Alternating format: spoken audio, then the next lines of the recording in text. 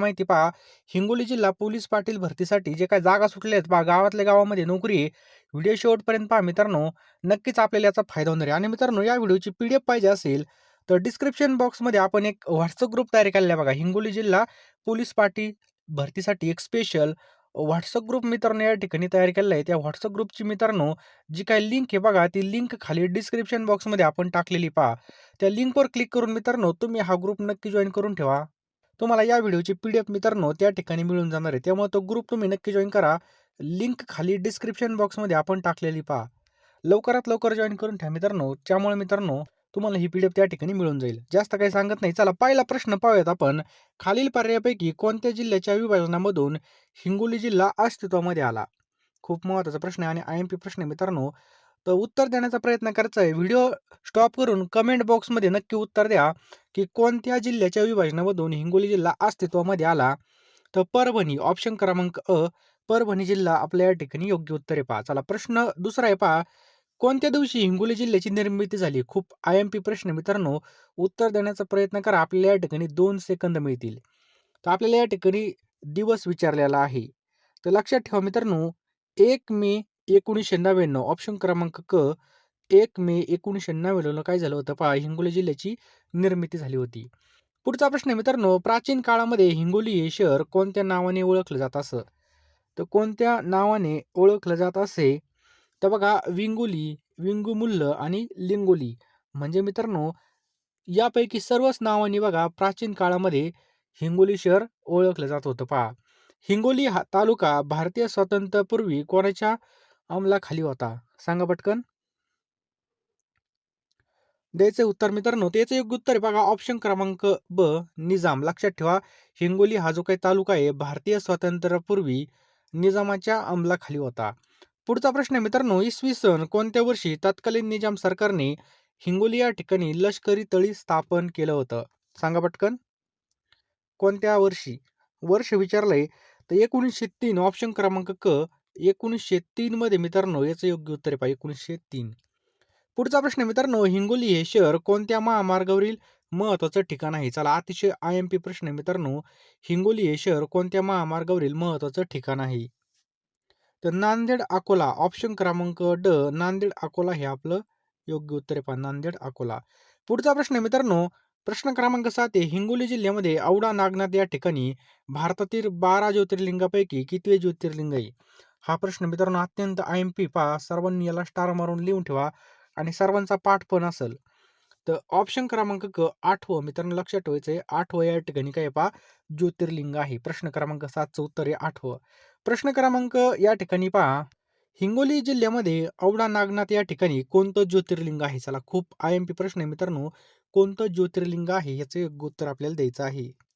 तर मित्रांनो ऑप्शन क्रमांक ब, नागेश्वर नागनाथ. मित्रांनो लक्षात ठेवायचं आपल्याला नागेश्वर नागनाथ हे आपल्या या ठिकाणी योग्य उत्तर आहे. ऑप्शन क्रमांक ब. मध्ये जास्त अभ्यास करण्यासाठी आपण या ठिकाणी 10,000 प्रश्नांची पी-डी-एफ तयार केलेली पहा. तर मित्रांनो गावातल्या गावामध्ये नोकरी पहा अशी संधी पुन्हा मिळत नसते पहा. आता ही भरती झाल्यानंतर जेव्हा ते रिटायर होतील किंवा जेव्हा जागा निघतील तेव्हाच भरती निघणार आहे. त्यामुळे गावातल्या गावात नोकरीचा चान्स कधीच सोडायचा नसतो पहा. बघा आज आपल्याला बघा या ठिकाणी गावातल्या गावामध्ये नोकरीचा चान्स भेटणार आहे. त्यामुळं अभ्यास एकदम कसून करायचा आहे आणि बघा कमी वेळेमध्ये आता एवढं सगळं घेणं या ठिकाणी शक्य नाही. तुम्हाला हिंगोली जिल्ह्याचे प्रश्न, त्याचबरोबर इतर जी विज्ञान बरोबर सगळं काही मिळणार आहे मित्रांनो. तुम्हाला या ठिकाणी ₹249 ला पहा. तुम्हाला काय करायचं आहे लवकरात लवकर फोनपे करायचं आहे या नंबरला पहा. 9325230840 हा आपला फोनपे, गुगल पे नंबर आहे. यावरती बघा ₹249 पाठवायचे आहेत किंवा जो काही क्यूआर कोड आहे हा स्कॅन करून सुद्धा मित्रांनो तुम्ही ₹249 सेंड करू शकता. त्यामुळे मित्रांनो जास्त काही विचार करू नका. लवकरात लवकर सर्वांनी पी-डी-एफ घेऊन टाका. फक्त ₹249 ला पी-डी-एफ मिळणार आहे मित्रांनो. यामध्ये तुम्हाला सर्व विषय मिळणार आहेत पहा. कारण की बघा एकदा वेळ निघून गेल्यानंतर आपल्या हातामध्ये काहीच राहणार नाहीये. मित्रांनो शेवटची संधी समजून अभ्यास करा. कारण की पहा ही वेळ पुन्हा नाही आपल्याकडे. त्यामुळं हे जे काही 10,000 प्रश्न आहे मित्रांनो रात्रंदिवस वाचत राहा. नक्की यश आपल्या हातामध्येच आहे पहा. ₹249 तुम्हाला फोनपे किंवा गुगल पे करायचे आहेत पहा. हा आपला फोनपे, गुगल पे नंबर आहे. तसेच WhatsApp नंबर सुद्धा आहे. त्यामुळं लवकरात लवकर सगळ्यांनी ₹249 पेमेंट करा. मी तुम्हाला एका मिनिटामध्ये सगळ्या पी-डी-एफ पाठवून देईल पहा. आणि जितका उशीर कराल तितका आपल्या या ठिकाणी तोटा होणार आहे पहा. कारण की जर तुम्ही आता पी-डी-एफ घेतली तर पेपर होईपर्यंत आपली 2-3 वेळेस तरी रिव्हिजन होणार आहे आणि जास्त रिव्हिजन झाली तर स्कोरिंग सुद्धा वाढतं पहा. रिव्हिजनला खूप महत्त्व आहे या ठिकाणी. तुम्हाला सगळं काही मिळणार आहे मित्रांनो. त्यामुळे लवकरात लवकर ही PDF घेऊन टाका आणि मित्रांनो उशीर करू नका. ज्याचा उशीर होईल त्याचा या ठिकाणी मार्क हुकला आणि तो मेरिटमधून बाहेर पडला. म्हणजे आपली गावातल्या गावात असणारी नोकरी गेली. कारण की पहा जागा सुद्धा या ठिकाणी थोड्याच आहेत पहा. लवकरात लवकर घेऊन टाका. जास्त काही सांगत नाही. ज्याला खरोखर घ्यायचे असतील त्यांनी लवकरात लवकर या ठिकाणी मला मेसेज करा. मी तुम्हाला एका मिनिटामध्ये सगळ्या PDF पाठवून देईल. महाराष्ट्रामध्ये सर्वात कमी जंगले असलेला जिल्हा कोणता आहे? तर महाराष्ट्रामध्ये सर्वात कमी जंगले असलेला जिल्हा मित्रांनो लातूर जिल्हा आहे आणि सर्वात जास्त कुठे आहेत? गडचिरोलीला सगळ्यात जास्त जंगले आहेत. या ठिकाणी जर पाहिलं लातूर त्याच सोबत सर्वात कमी वनांचं प्रमाण असलेलं लातूर, सोलापूर, जालना, परभणी आहेत आणि सर्वात जास्त वनांचं प्रमाण असलेले जिल्हे गडचिरोली, सिंधुदुर्ग, रत्नागिरी आणि रायगड हे जिल्हे आहेत. प्रश्न क्रमांक 13 आहे. कोयना नदी कोणत्या नदीची उपनदी आहे? काय प्रश्न आहे मित्रांनो? कोयना नदी कोणत्या नदीची उपनदी आहे? तर कृष्णा नदीची मित्रांनो ती उपनदी आहे. कोयन्याचं उगमस्थळ मित्रांनो महाबळेश्वरमध्ये होतं. तिची लांबी किती? 119 किलोमीटर आहे. कोयना आणि कृष्णा नदीचा संगम कराडला होतो. कोयना नदीला महाराष्ट्राची जीवनरेखा म्हणून सुद्धा ओळखलं जातं. काय? महाराष्ट्राची जीवनरेखा. प्रश्न क्रमांक 15 काय आहे? महाराणी ताराबाई कोल्हापूर या ठिकाणी स्वतंत्र गादी स्थापन करून टिंब येथे राजधानी केली. तर मित्रांनो याचं जर उत्तर पाहिलं तर याचं बरोबर उत्तर आहे पहा ऑप्शन क्रमांक 2 पन्हाळा या ठिकाणी. बघा 1705 मध्ये मराठ्यांनी पन्हाळा मोगलाकडून जिंकून घेतला. त्यानंतर ताराबाई यांनी पन्हाळा ही मराठाची राज्याची जी काही बघा ती राजधानी करून टाकली होती. पुढचा प्रश्न मित्रांनो, विधवा विवाह काय प्रश्न आहे मित्रांनो? विधवा विवाह हे पुस्तक कोणी लिहिलं आहे? तर मित्रांनो हे जे काही पुस्तक आहे हे ईश्वरचंद्र विद्यासागर यांनी हे लिहिलेले पहा. 1855 मध्ये बंगालमध्ये पंडित ईश्वरचंद्र विद्यासागर यांनी विधवा विवाहाची मागणी करणारा अर्ज सरकारकडे पाठवला आणि पुनर्विवाहाच्या या ठिकाणी पुष्टीयर्थार्थ हा ग्रंथ लिहिलेला आहे पहा. या ग्रंथामध्ये विधवा विवाहाला पाठिंबा देणारे दाखले धर्मशास्त्रातून काढून दाखवले. यांनी बघा हा ग्रंथ सुद्धा यांनी लिहिलेला आहे. मित्रांनो चॅनलवर तुम्ही नवीन असाल तर लगेच चॅनलला सबस्क्राईब करा. कारण की एवढं मोठं YouTube आहे आणि आपला इतका छोटासा चॅनल आहे. सबस्क्राईब करून ठेवा. नंतर तुम्हाला या ठिकाणी चॅनल सुद्धा सापडणार नाही. त्यामुळे सबस्क्राईब करून बेल आयकॉन नक्कीच ऑन करा. पुढचा प्रश्न मित्रांनो, राज्याचे सभापती कोण असतात? अतिशय महत्त्वाचा प्रश्न आहे मित्रांनो. तो उपराष्ट्रपती मित्रांनो याचं बरोबर उत्तर आहे पहा. उपराष्ट्रपती संदर्भामध्ये कलम कोणतं आहे? तर कलम 63 इतकं आहे. राष्ट्रपती नंतरचे दुसऱ्या क्रमांकाचे सर्वोच्च पद मित्रांनो उपराष्ट्रपती असतं. भारताचे उपराष्ट्रपती जे काही पद आहे हे अमेरिकेमधील उपराष्ट्रपदावर आधारलेलं आहे. अमेरिकेप्रमाणे भारताचे उपराष्ट्रपती हे वरिष्ठ सभागृहाचे पदसिद्ध अध्यक्ष म्हणून कार्य करत असतात. प्रश्न क्रमांक 18 आहे. राष्ट्रीय मतदार दिवस दरवर्षी कोणत्या दिवशी साजरा केला जातो? तर मित्रांनो लक्षात ठेवा राष्ट्रीय मतदार दिवस हा 25 जानेवारी ऑप्शन क्रमांक 1 25 जानेवारीला साजरा केला जातो. 2011 पासून 25 जानेवारी हा राष्ट्रीय मतदार दिन म्हणून साजरा केला जातो. बरोबर. 12 जानेवारीला मित्रांनो लक्षात ठेवा काय असतो?